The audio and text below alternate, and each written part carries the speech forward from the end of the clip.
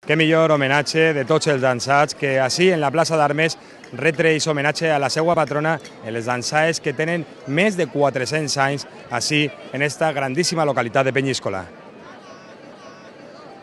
Així estem al costat d'Òscar i de Maria, que ens van a contar una miqueta què és el que ens van a ballar esta vesprada així. Sí, ara farem un ball en la banda de música i després farem un ball en dolçaina i tabalet.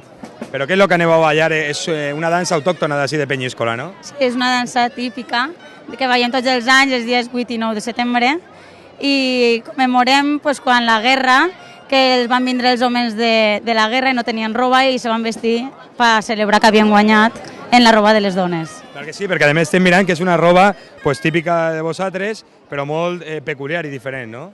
Pues sí, la veritat que sí, veure un xic en falda no es veu tots els dies, no? I tot el món pregunta el mateix, el per què els xics porten falda, no? I és com explica Maria, perquè van vindre a la guerra, van vindre, se suposa que sense roba, entonces les dones van prestar les enaues, les faldes i van fer la dansa, la que veureu ara.